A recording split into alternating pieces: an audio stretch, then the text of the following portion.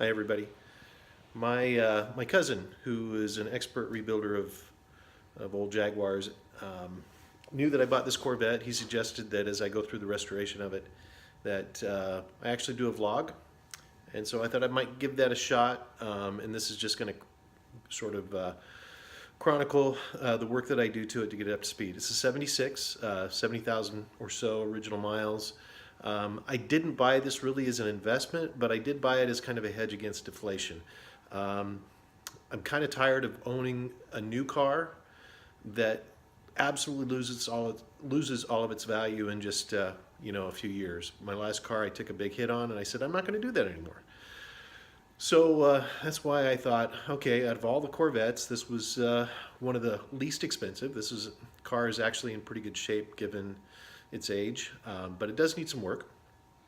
And my intention is to build it back up to where it is as new of a driver as I can make it, and I plan on using it.